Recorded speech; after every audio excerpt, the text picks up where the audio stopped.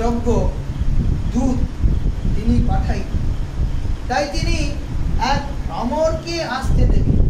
রাধারানীর এই চরণ যুগল স্থাপিত হয়েছে, তো এই চরণ যুগলের মধ্যে যে নখমণির দিব্য ছটা কিরণ, তার মধ্যে রাধারানীর যে দিব্য অঙ্গগন্ধ, এই অঙ্গগন্ধকে আঘ্রাণ করে বা তার সেই সৌরভে মত্ত হয়ে মগ্ন হয়ে এক কালো ভ্রমর এসে আর তাকে পুষ্প মনে করে এই রাধারানীর চরণ যুগলে যে নখমণি আছে, এই নখমণির নিকটে বারবার এই চরণ যুগলকে স্পর্শ করতে চাইছে।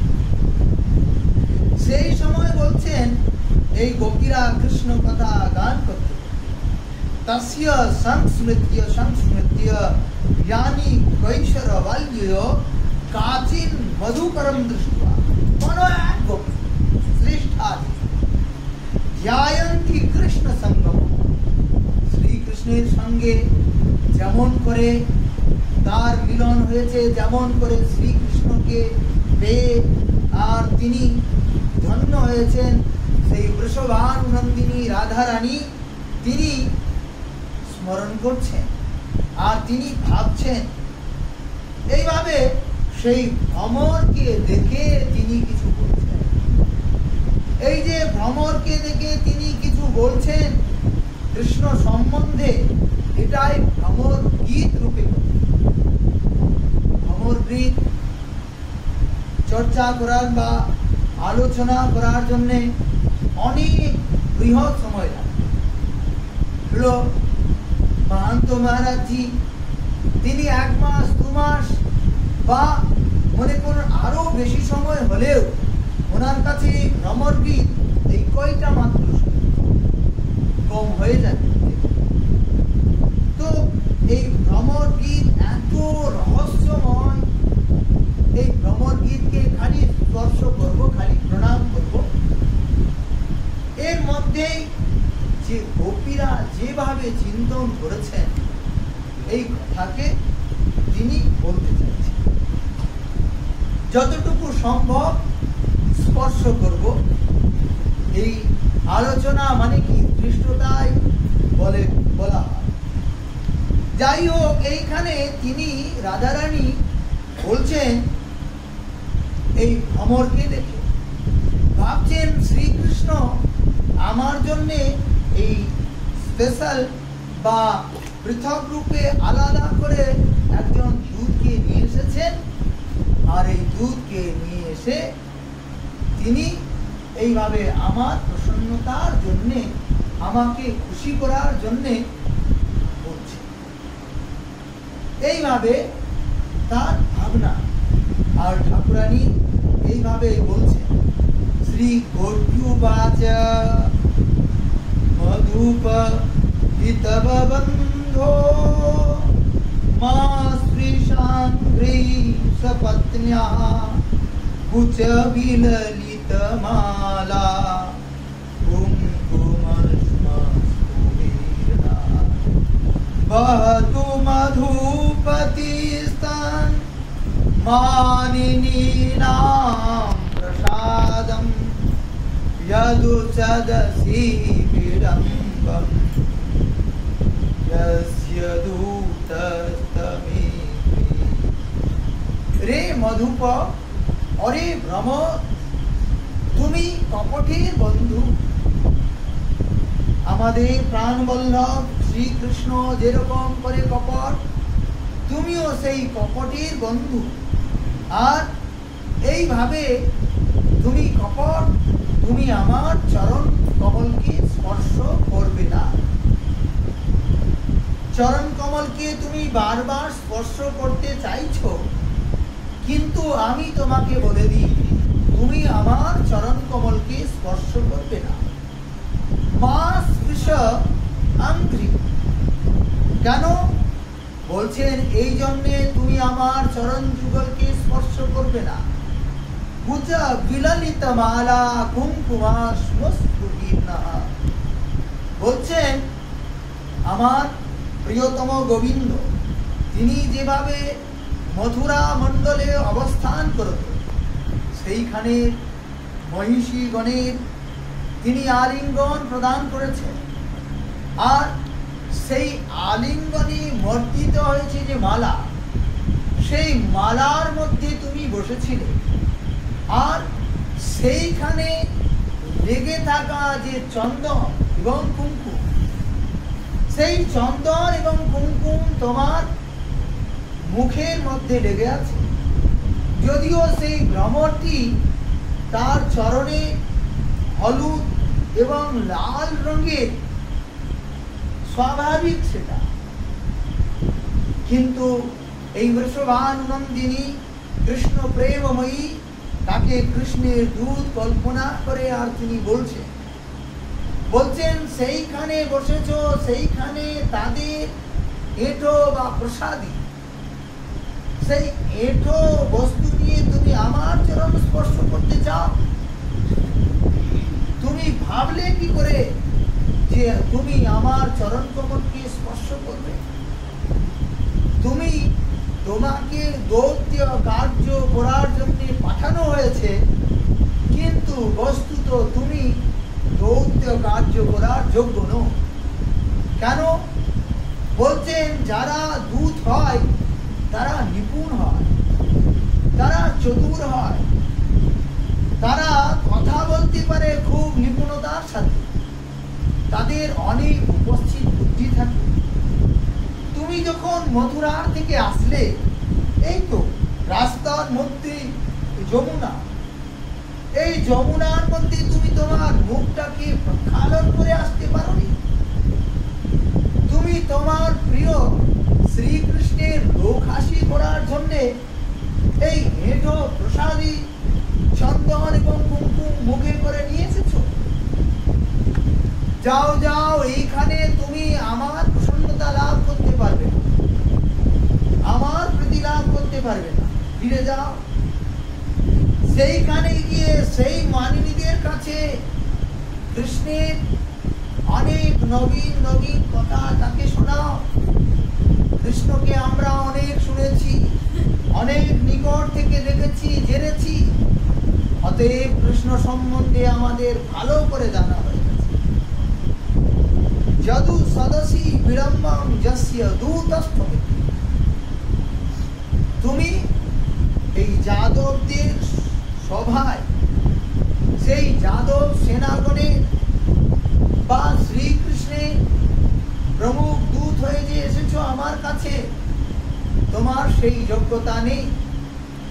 তুমি তার জন্য বিড়ম্বনা মাত্র বললেন।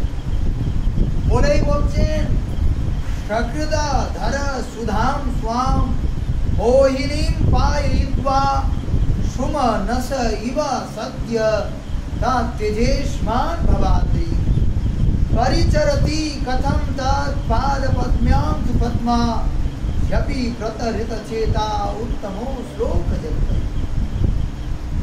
একবার মাত্র সেই শ্রীকৃষ্ণ তার অধর সুধাকে আমাদেরকে পান করিয়েছেন।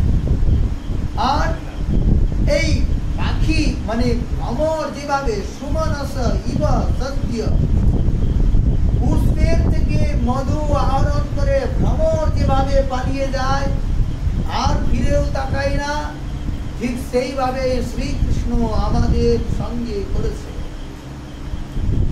আর সে যেরকম, তুমিও তার কপটের বন্ধু, তোমারও আচরণ সেরকম। ওই জন্যে তোমাকে বললাম না মধু পাখি তব বন্ধু, তুমি কপটের বন্ধু।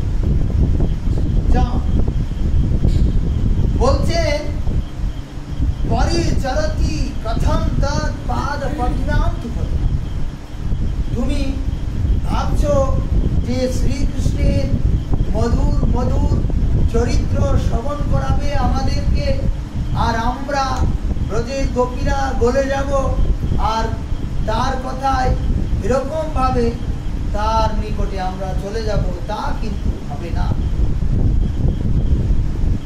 বলছে কিমিহ বহু ষড়ন্ত্রে গায়সি ত্বাম যদুনা। ওরে 6 পায়ের পশু, স্বাভাবিক পশুর 4টা পা হয়, সেইখানে তোমার 6টা পশু পা হয়েছে। তো বলছেন তুমি স্বাভাবিক পশু নও, তুমি একজন মানে গ্রহণ দোষী দুষ্ট এমন পশু, 6টা পায়ের পশু। যাও যাও, এখানে নয় সেইখানে। তারা মথুরার মানিনীরা, এরা নতুন, এদের কাছে তুমি কৃষ্ণের সম্বন্ধে যা কিছুই বলবে তাদের অনেক মধুর বলে মনে হবে, তাদের অনেক সুখ উৎপন্ন হবে কৃষ্ণের কথা শ্রবণে। অতএব তারা প্রসন্ন হয়ে তোমাকে অনেক কিছুই দান করবে। এইভাবে তুমি চলে যাও।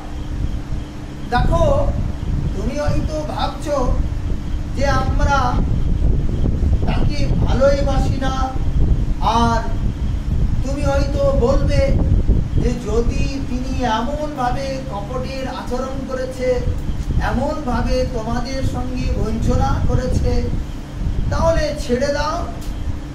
তার কথা এত ভাবো কেন, এত চিন্তা করো কেন?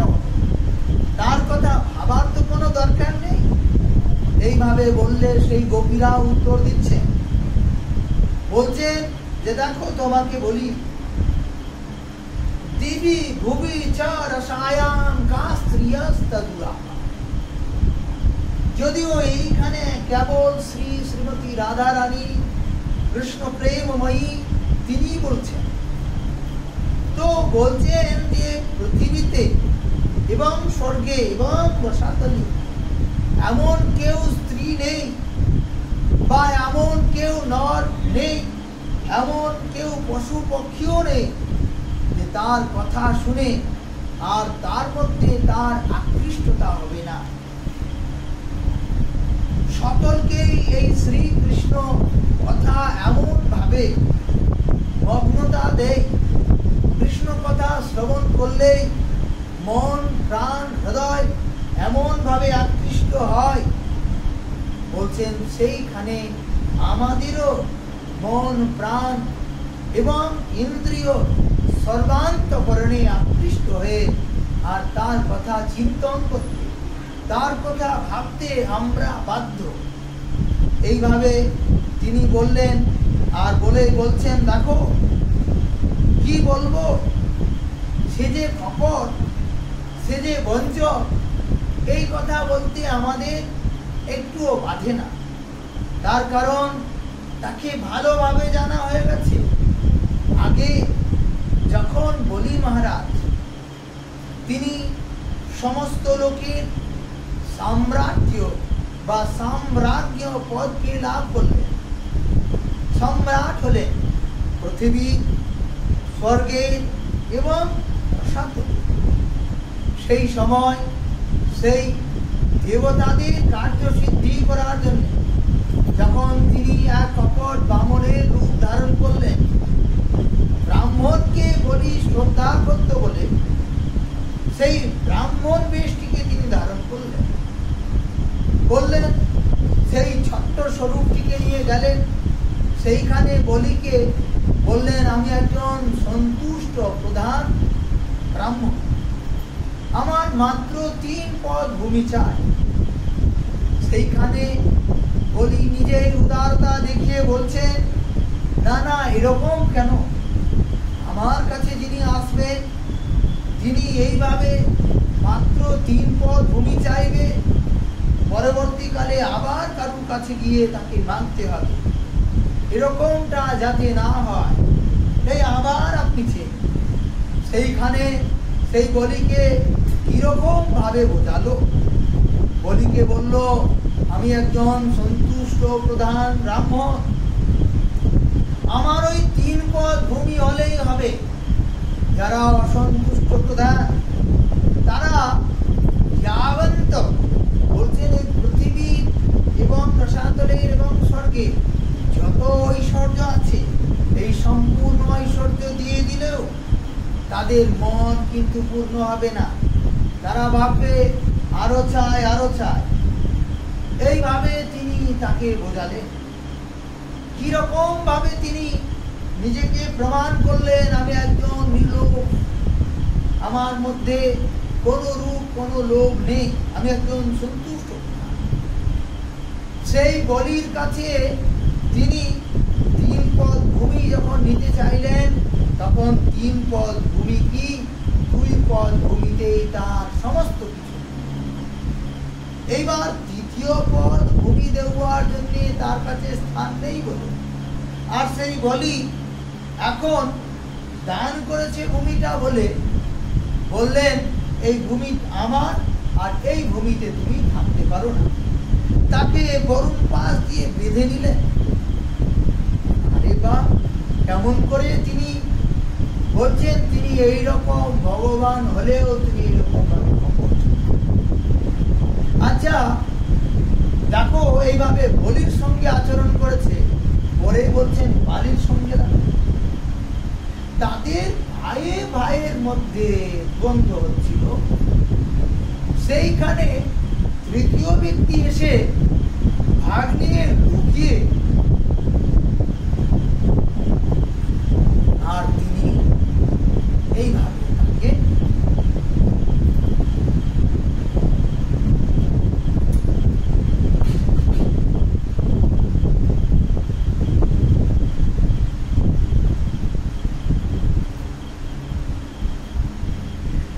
সেইখান থেকে লুকিয়ে, আর তিনি কি করছেন বলছেন সেইখান থেকে তীর নিক্ষেপ করলেন। এতে বালি প্রাণ থেকে নষ্ট হলো, গিয়ে উপস্থিত হলো, বলল যে ঠিক আছে, তুমি আমার ধামে চলে যাও। এরকম করে কি প্রয়োজন ছিল? এইভাবে বলছেন। আরো দেখো, সেই রামাবতারে শূর্পণখা এই রামচন্দ্রের রূপে মুক্ত হলো, তাকে প্রতিরূপে পাওয়ার জন্য লোভ প্রকাশ করলো। ঠিক আছে, তিনি যদি গ্রহণ না করে নাই বা করতে পারে, তবে তাকে গ্রহণ না করলেও তার নাক কান কেটে দিতে হবে, তাকে কুরুপ করে দিতে হবে, তা তো কোনো কথা নয়। ঠিক আছে, তুমি গ্রহণ করবে না, অন্য কেউ গ্রহণ করবে, একেবারে কুরুপ করে দেবে। এইরকম ভাবে সেই শ্রীকৃষ্ণ আমরা ভালো করে তাকে চিনি বলেই বলছেন, আচ্ছা ঠিক আছে, তা না হয় হলো, কিন্তু বলছেন এত সকল এত ভাবে যখন আপনারা জেনে গেছেন, এখন তার কথা এরকম ভাবে চিন্তন করছেন, কথাটাকেও ত্যাগ করুন। বলছেন যে কি করব বলুন? সপদি গৃহ কুটুম্বম দীন মুসৃজ্য দীনা বহ্বয় ইহঙ্গা ভিক্ষু চর্যাম চরন্তি শকিদ ধন বিভূত দ্বন্দ্ব ধর্মা বিনষ্টা যদনুচরিত লীলা কর্ণ পীয়ূষ। যদিও শ্লোকটাকে নিচের থেকে উপর ক্রমে নেওয়া হয়েছে, শ্লোকটা হলো এইরকম, যদ অনুচরিত লীলা, যার চরিত্র, যার লীলা। বলছেন কর্ণকে অমৃতের স্পর্শে যেমন সুখ দেয়, জিহ্বা যেমন অমৃতকে যখন আস্বাদন করে, সেই সময় সেই জিহ্বা যতটা আনন্দকে অনুভব করে, ঠিক সেই রকম ভাবে বলছেন এই কৃষ্ণ চরিত্র, তার লীলা যখন আমরা বর্ণন করি, তার কথা যখন আমরা শ্রবণ করি, এই জিহ্বাকে যতটা আনন্দ দেয়, বলছেন কর্ণরূপী জিহ্বার দিয়ে এই কৃষ্ণ কথাকে চর্পণ করে আমরা এই রকম অপার আনন্দকে অনুভব করি, লাভ করি। সেই রাধারানী বলছেন যে কি বলবো বলুন, এই কৃষ্ণ কথা কানের কাছে অমৃতের মতো, তাকে কি ত্যাগ করা যায়? এই কৃষ্ণ কথা যারা শ্রবণ করেন,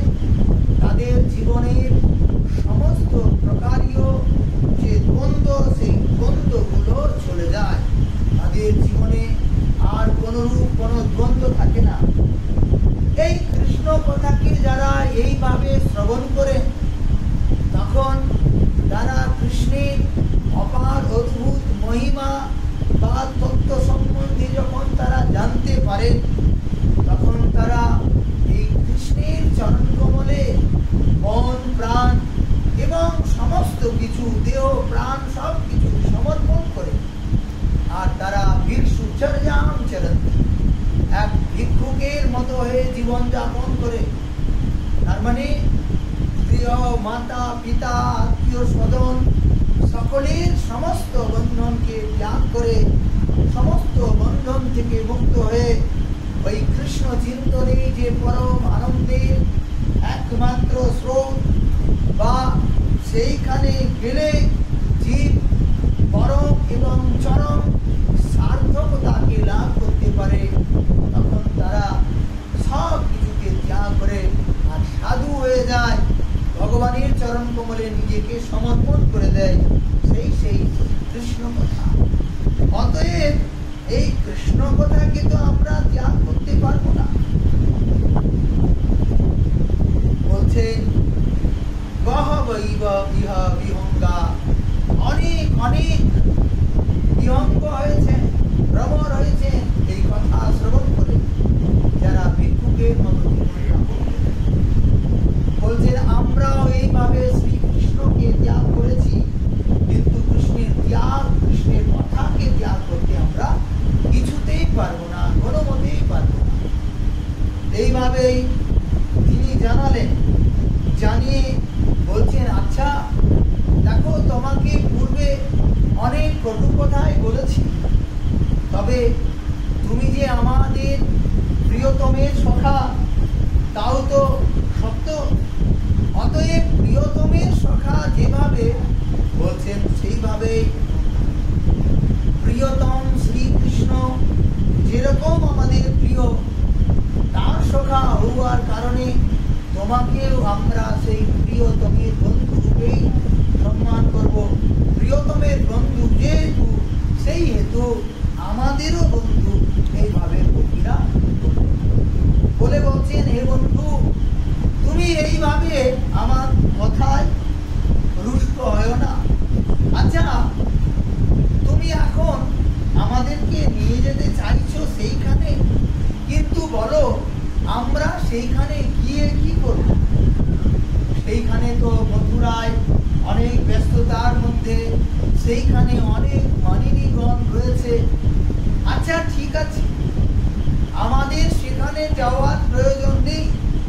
তিনি যখন সেইখান থেকে স্বাভাবিক মনে করবেন, যখন মনে করবেন এই ব্রজবাসীদের দর্শন দেবেন, ব্রজবাসীদের সঙ্গে কথা বলবেন, যখন তার এই ব্রজবাসীদের কথা মনে পড়বে তখন সে আসবে।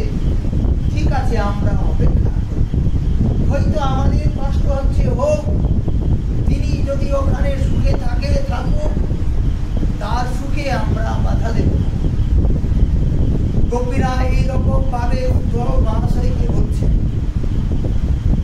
আর এইখানে শ্রীমতী রাধারানীও সেই ভ্রমরকে লক্ষ্য করে বলছে।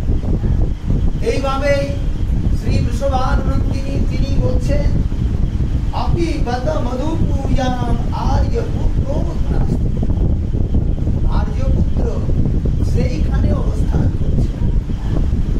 আচ্ছা ঠিক আছে, তিনি তার আত্মীয় স্বজন প্রিয়জনের সঙ্গে কথাবার্তা যখন করেন, তখন তাদের সঙ্গে কথাবার্তা করতো কি একবারও আমাদের ব্রজের গোপীদের কথা তার মনে পড়ে? প্রশ্ন করেছে। যদি মনে করে তাহলে আমরা সেইটুকু মনে করে আমরা মনে করব যে আমরা সেই দুধকে বলছেন যে কি তিনি মনে করেন, দুধ এইভাবে জানাচ্ছেন অবশ্যই। কথিতপি স্বকথান কিঙ্করীণাম প্রণীতে, ব্রজের ব্রজবাসীগণে এবং আমরা যে তার চরণ কমলে কি করি আমাদের কথা, ভুজম গুরু সুগন্ধম পূর্ণ আস্যা, কবে তিনি আসবেন, আর তিনি যদি আসেন, আসলে তার পরম মঙ্গলময় চরণ যুগল আমরা আমাদের মস্তকে ধারণ করব, আমরা আমাদের পক্ষে ধারণ করব। এইভাবে গোপীরা তাদের সেই অতি অপার লোককে ব্যক্ত করেছে। উদ্ধব মহাশয় সেই গোপীগণের এই উদ্গারকে শুনেছে। এইদিকে শোভানন্দিনী সেই যে ভ্রমরকে লক্ষ্য করে বলছে, সেটাও তিনি শুনেছেন। আর এইভাবে উদ্ধব মহাশয় তিনি এখন আরো বেশি আশ্চর্যচকিত হয়েছেন। ধন্য ধন্য এই ব্রজের দেবীরা, ধন্য এই ব্রজবাসীরা, এদের জীবন ধন্য বলে তিনি বলছেন, অবো জুয়ং স্মপূর্ণাঙ্গা ভগত্য লোক পূজিতা বাসুদেবে ভগবতী যাশা মিত্তর্পিত। অহো হে ব্রজদেবীরা, আপনারা পূর্ণ হয়েছে, আপনারা এই সম্পূর্ণ জগতে আপনাদের বন্দনা করবেন। অনন্ত কোটি ব্রহ্মাণ্ডে সমস্ত ভক্তরা আপনাদের চরণ বিনু কামনা করবেন। আপনারা ত্রিজগৎ পূজ্যা, অনন্ত কোটি ব্রহ্মাণ্ডে পূজ্যা, আপনাদের মতো করে কেউ ভক্ত হয়নি, হতে পারে না। বাসুদেবে ভগবতী যাশা মিত্তর্পিত। বাসুদেব এখনো উনি বুঝতে পারেন, এখনো উনি মনে করছেন নন্দের নন্দন, মানে বলতে চাইছেন উনি দেবকী এবং বসুদেব নন্দন, নন্দের নন্দন রূপে তিনি এখনো শ্রীকৃষ্ণকে বুঝতে পারবে না। আরো এই গোপীরা যখন আরো ভালো করে এক একটা স্থানকে দর্শন করিয়ে করিয়ে সেই লীলাগুলো বলবেন, তখন এখন তিনি বাসুদেব মানে বসুদেব পুত্র বলেই তাকে বলছেন দান ব্রত তপ হোম জপ সাধ্যায় সঞ্জময়। বলছেন বেদ শাস্ত্র পুরাণ উপনিষদ যতভাবে বলেছেন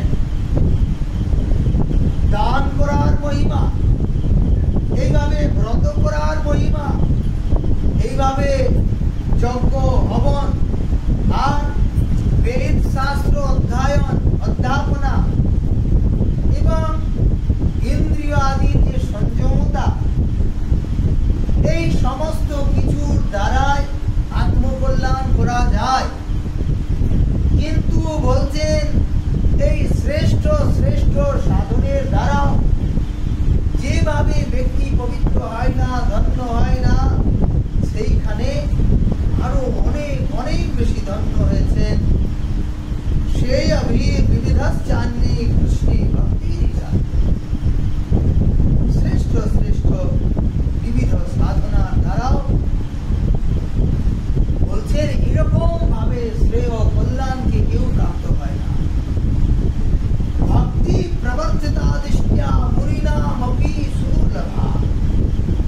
বলছেন এই রকম যে ভক্তি আপনাদের আমি দর্শন করলাম, এই ব্রজের দেবীদের মধ্যে যে ভাব আমি দর্শন করলাম, মুনি ঋষি মহাত্মা এরাও এই ভাব পায় না।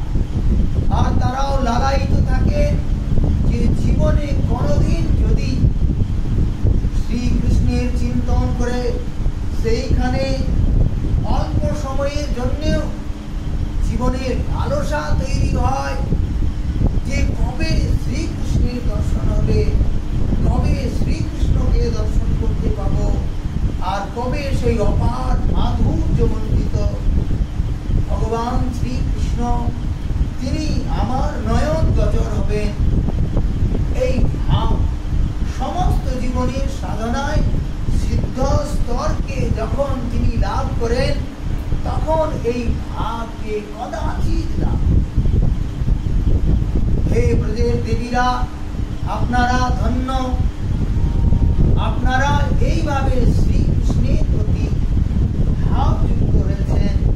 আপনাদের সর্বান্তকরণে কৃষ্ণের জন্য এমন যে দিব্য ভাব, সেই ভাবকে আমি প্রণাম করি। উদ্ধব মহাশয় সেই ভাবকে প্রণাম করছেন। আর উদ্ধব মহাশয় বলছেন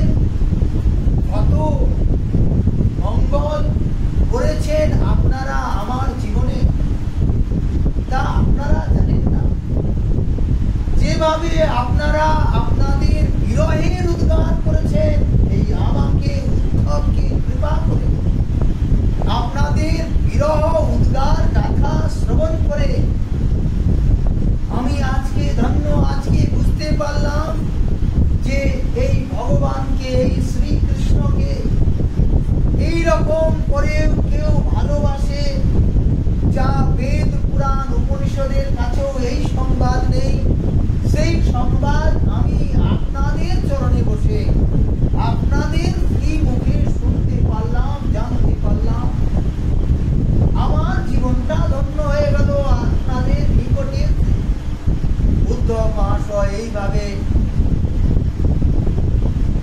প্রশংসা করছেন এই গোপীদের প্রশংসা করছেন আর বলছেন, খুব ভালো হয়েছে যেভাবে আপনারা আপনাদের পুত্রকে ত্যাগ করেছেন, আপনারা আপনাদের স্বামীগণকে ত্যাগ করেছেন, এইভাবেই আপনারা আপনাদের দেহের প্রতি মমতাকে ত্যাগ করেছেন, আর এইভাবে গৃহ আত্মীয় স্বজন কুটুম্ব বান্ধবের প্রতি যে মমতাকে কেউ কখনোই ত্যাগ করতে পারেনি, সেই সমস্ত কিছুকে জলাঞ্জলি দিয়ে ত্যাগ করে একমাত্র ভগবানকে দিয়ে এইভাবে আপনারা ভালোবেসেছেন, আপ্যায়ন করেছেন।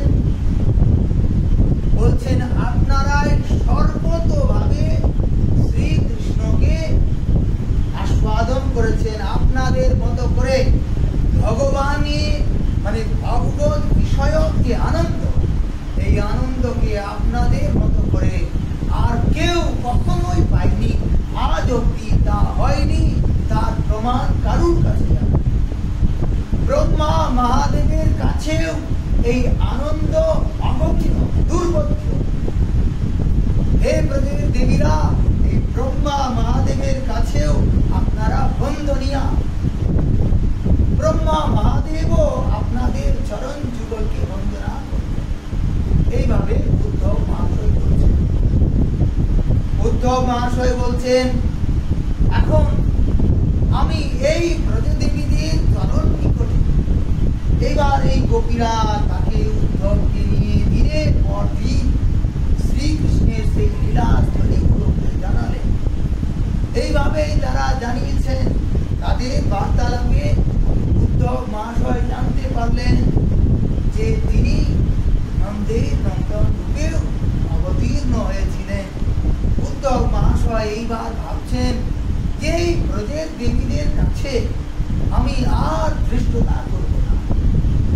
তিনি প্রথমে মা যশোদা নন্দ বাবার শ্রীমুখে যেভাবে হরিকথাকে শ্রবণ করেছেন, কৃষ্ণ চিন্তন করেছেন, কৃষ্ণের মধ্যে তাদের যে মগ্নতা, এই সমস্ত কিছুকে যেভাবে তিনি দর্শন করেছেন, সেইখানে তিনি কিছু বলবার সাহস মাত্র করতে চেষ্টা করেছিলেন, কিন্তু বলছেন এই ব্রজের দেবীদের কাছে আর বলবার সাহসটুকু তিনি করতে পারছেন না। তিনি বলছেন না, এইখানে কোনো কিছুই বলবার অপেক্ষা নেই। তারা শ্রীকৃষ্ণকে সর্বতোভাবে জেনেছে। যেমন ভাবে উদ্ধব মহাশয় আগে শ্রীকৃষ্ণকে ভগবান বলে পরিচয় দিয়েছিলেন নন্দ বাবা মা যশোদাকে, এখন এই গোপীরাই শ্রীকৃষ্ণ যে ভগবান এই কথাটিকে জানালেন। আচ্ছা, প্রথমেই বললেন না যে অনন্ত কোটি ব্রহ্মাণ্ডের সকলেই আপনার চরণ যুগলকে ধ্যান করেন, সকলেই আপনার কৃপা লাভ করার জন্য লালায়িত হয়। তার মধ্যে বললেন যে পূর্বে রাম অবতারে, তার পূর্বে সত্যযুগে তুমি বামন অবতারে। তার মানে স্পষ্ট শব্দে গোপীরা বলে দিলেন যে তিনি তাহলে ভগবান ছিলেন। আচ্ছা, প্রণয় গীতে আরো গভীর ভাবে বলা আছে। রাসলীলার পূর্বে যখন ওই গোপীদের সঙ্গে শ্রীকৃষ্ণ বলেছেন যে দেখো সতী স্ত্রী এবং কুলবতী স্ত্রীদের, প্রতিব্রতা স্ত্রীদের ধর্ম এই, আর এই গৌর রাত্রিতে তোমরা এইখানে থেকো না, চলে যাও। প্রজন্যেশা ঘোর রূপা ঘোর সত্য নিষেবিতা প্রতিজাত ব্রজম নাইহস্থেহম, তোমরা ব্রজে চলে যাও, এখানে থেকো না। একভাবে ওই কথাটাকে ঘুরিয়ে বলছেন ইহস্থেহম, এইখানেই থেকো, ব্রজে আর যেতে হবে না, ঘোর সত্তার আজকেই বিনাশ হবে। তার মানে জন্ম জন্মান্তরে তোমরা গোপীরা যেভাবে শ্রীকৃষ্ণ ভগবানকে পেতে চেয়েছো, আর আমার কৃপায় যে তোমরা ব্রজে গোপী দেহ লাভ করেছো, এই গোপী দেহের লাভ আজকেই তোমাদের পূর্ণ সার্থক হবে। তোমাদের গোপী দেহ, সেই গোপীরা সহজ সরল প্রাণ বুঝতে পারেনি কৃষ্ণের কথাকে। কৃষ্ণ তাদেরকে ফিরে যেতে বলেছেন, এইটুকু তারা বুঝতে পেরেছে। তো বলছেন এই সমস্ত কথার দ্বারা ওইখানে যেভাবে শ্রীকৃষ্ণ গোপীদেরকে বলেছিলেন যে আমি ভগবান, আমাকে সকলে দর্শন করতে চায়, তোমরাও দর্শন করতে এসেছো, ভালোই হয়েছে। এই বৃন্দাবনে এই রাস লীলা মানে যমুনার বিধিবনের যে শোভা হয়েছে, সম্পূর্ণ বৃন্দাবনের যে শোভা হয়েছে, এই শোভাকে তোমরা দর্শন করেছো, এখন তোমরা ফিরে যাও। এই সমস্ত কথার উত্তর প্রণয় গীতের মধ্যে এমন করে দিয়েছে না, শ্রীকৃষ্ণ ভগবান হলেও যতভাবে তিনি তত্ত্বকে স্থাপন করেছে, সেই সমস্ত তত্ত্বকে খণ্ডন করে আর তারা স্পষ্ট শব্দে জানিয়েছে তুমি ভগবান।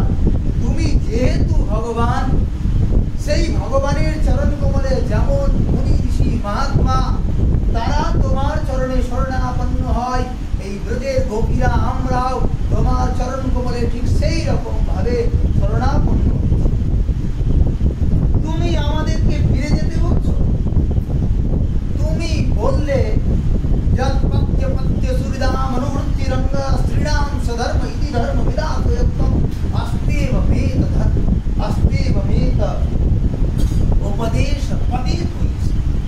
তুমি ভগবান, তুমি এইরকম উপদেশ দিতেই পারো।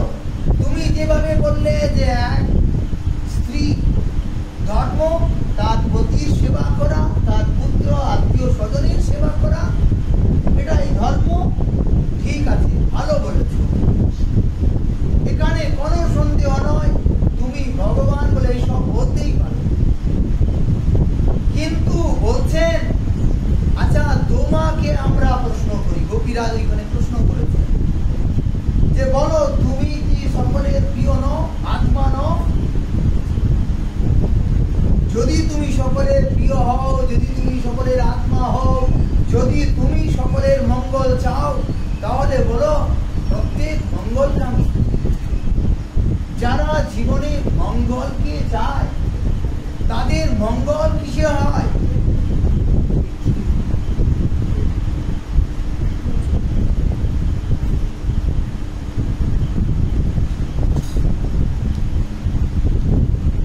তাদের মঙ্গল কিসে? সময় বেশি হবে,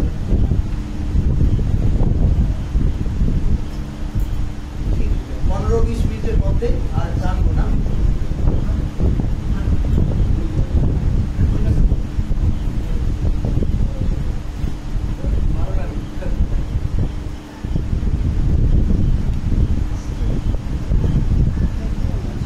সেই প্রত্যেক গোপী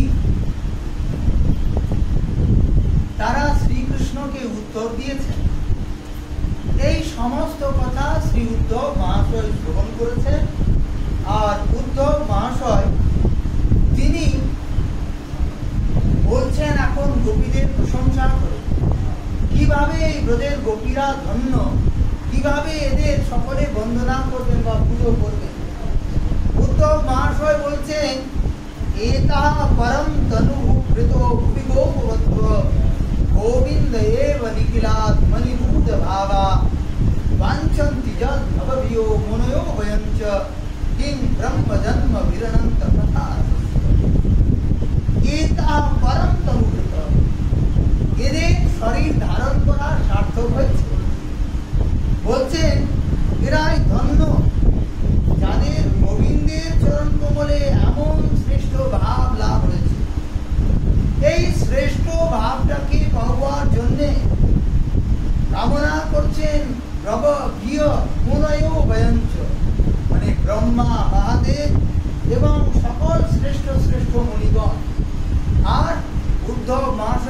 বলছেন আমার মতো ক্ষুদ্র জীব আমরাও এই ভাবকে কামনা করি বলছেন।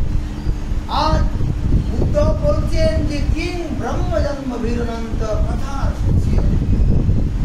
বলছেন ব্রহ্মা হয়ে 1000 জন্ম যদি আমার হয়, তাহলেও বলছেন এই যে ব্রজের গোপীদের শ্রীমুখে কৃষ্ণকে প্রীতি করে তাকে ভালো করে যে আনন্দ আপনারা পেয়েছেন, আর আপনারা কি আনন্দ পেয়েছেন তা আমি জানি না, তবে আপনাদের শ্রীমুখে কৃষ্ণের প্রতি যে প্রীতি এইটুকু আস্বাদন করেই আমি ধন্য হয়ে গেছি। বলছেন আমার কাছে আমি মনে করি 1000 বার ব্রহ্মা হয়ে জন্মগ্রহণ করলেও এই আনন্দ কোনদিন ব্রহ্মা তার গন্ধও পাবে। এইভাবে উদ্ধব মহাশয় প্রথম পরে উদ্ধব মহাশয় বলছেন কে মা স্ত্রীয় বনচরী ব্যভিচার দুষ্টা, কারা এরা ব্রজের বিদ্যা যারা ব্যভিচার দোষে দুষ্ট হয়েছে, আর তারপরেও শ্রীকৃষ্ণ ভগবানকে ভগবান রূপে না দেখে তাকে মাত্র প্রিয়তম রূপে দেখেছে আর তাকে প্রীতি করেছে। তাতেই বলছেন জগৎ পূজা হলেন, জগৎ বন্দনীয়া হলেন, ধন্য এরা। এইভাবে তিনি বলছেন আর বলছেন এইরকম সৌভাগ্য তো সাক্ষাৎ বৈকুণ্ঠের লক্ষ্মী মাতা তিনিও তো পাননি। নায়ম শ্রীঅঙ্গ ও নিতান্ত রতি প্রসাদ, স্বর্গের দেবীরাও পায়নি। যেভাবে রাসমণ্ডলে তিনি লীলা করলেন, সেই সমস্ত গোপীগণকে কৃপা করলেন, কৃতার্থ করলেন, সেই ভগবান বলছেন তিনি তাদের সঙ্গে হাতে হাত ধরে নৃত্য করলেন, তাদের কণ্ঠে তিনি বাহুগতাকে স্থাপন করে তাদের সঙ্গে বিহার করলেন। ধন্য এই ব্রজের দেবীরা। এইভাবে বলছেন যে এরা সর্বতোভাবে ধন্য। পরেই উদ্ধব মহাশয় বলছেন যে আমি এই ব্রজের দেবী হতে পারব না, আমার সেই দুঃসাহস নেই, আমার সেই ক্ষমতা নেই। আমি ব্রজের গোপী হয়, তবে আমি এই গোপীগণের চরণ রেণুকে বন্দনা করে তাদের কাছে কামনা করব, তাদের চরণ ধুলি পাওয়ার যোগ্য যাতে হয়।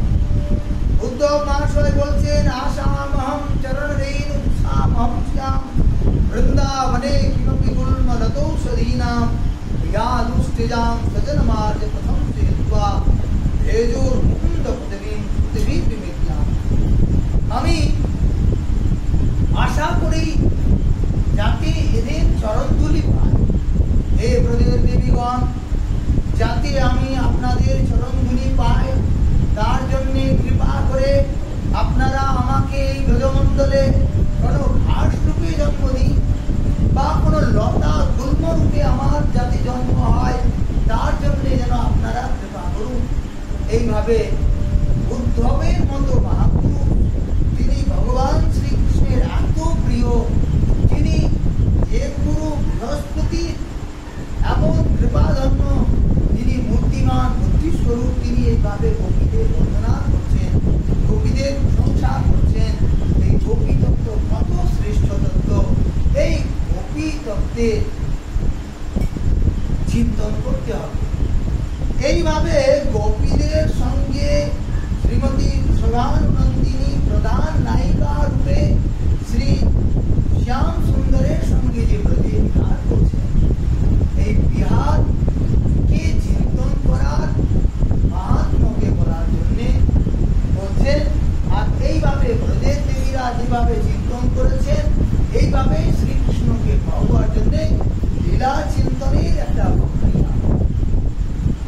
তো যাই হোক, অনেক রাত্রি হয়ে গেছে, সময়ও হয়ে গেছে। এই উদ্ধব মহাশয় তিনি এইরকম করে কাতর হয়ে আর প্রার্থনা করছেন যে আমি আপনাদের চরণ ধুলি যাতে পাই। সমস্ত ব্রজবাসীগণের কাছে বলছেন বন্দে নন্দ ব্রজস্ত্রীনাম পাদরেণু ভবিষ্যত আমি তাদের চরণ ধুলোকে কামনা বলে বলছেন যে সমস্ত ব্রজবাসী আপনাদের সকলকেই প্রণাম। হরি কথোগীতম আপনারা যেভাবে শ্রীকৃষ্ণের কথা কীর্তন করেন এই কৃষ্ণ কথার দ্বারাই ত্রিভুবন পবিত্র হয়। আর এই ত্রিভুবন পবিত্র করার সাথে সাথে আপনারা আমাকেও ধন্য করেছেন, আমাকেও কৃতার্থ করেছেন, আপনাদেরকে প্রণাম। আর এইভাবে উদ্ধব অনেক দিন এই ব্রজে অবস্থান করত, কয়েক মাস অবস্থান করে এই ব্রজের গোপীদের শ্রীমুখে যে ব্রজরস আস্বাদন করলেন, কৃষ্ণ চিন্তন আস্বাদন করলেন, তাতে তিনি ধন্য হয়ে আর তিনি এইভাবে বুঝতে পারলেন। এইবার যখন তিনি যাবেন তখন প্রত্যেক গোপী তাদের নিজের হাতে লেখা লিখে আর বলছেন এইটা শ্রীকৃষ্ণকে আমার হয়ে উপহার দেবেন। এইভাবে প্রত্যেক গোপী সেই লেখা পত্রকে নিয়ে আসলেন। উদ্ধব মহাশয় আগে এক ভাব ভেবে গিয়েছিলেন, এখন আরেক ভাবে ভাবনা করে তিনি সেইখানে উপস্থিত হয়েছেন।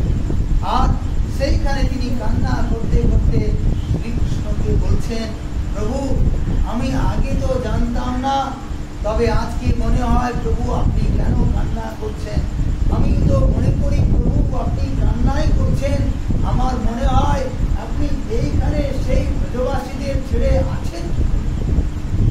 প্রভু আমার মনে হয় সেই ব্রজবাসীদেরকে অতি শীঘ্র আপনার দর্শন দেওয়া উচিত। এইভাবে উদ্ধব মহাশয় প্রার্থনা করছেন। যাই হোক, সময় অনেক বেশি হয়ে গেছে, আপনাদের অনেক দিলাম। আচ্ছা, আরো একটা কথা, আপনারা এত শ্রেষ্ঠ বক্তা শ্রীমুখে হরিকথা শ্রবণ করেছেন, বিদ্যাগুরু শ্রী পণ্ডিতজি মহারাজের শ্রীমুখে শ্রবণ করেছেন, তারপরে মহান্ত মহারাজের শ্রীমুখেও আপনারা বারংবার কথা শ্রবণ করেছেন। আমার মতো এক অবোধ অজ্ঞানী কৃষ্ণ কথা বা এত কঠিন প্রসঙ্গ যে বলতে চেষ্টা করেছি খুব সাহস মাত্র, তারপরেও যে আপনারা বসে আছেন এটাই সব থেকে বড় কথা। তবে যখন কিছুই জানি না বলতে যখন বলা হয়েছে সাহস করলাম আপনাদের কৃপায়।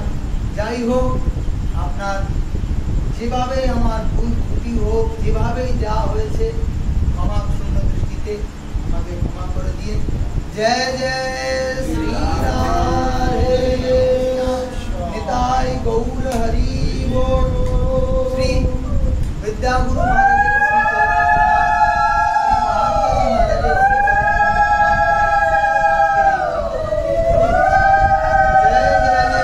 श्री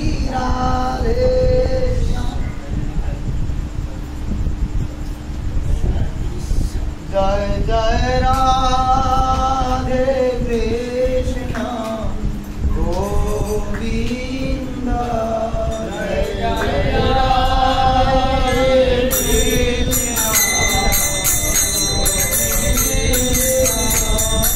राधे गोविंद, राधे गोविंद,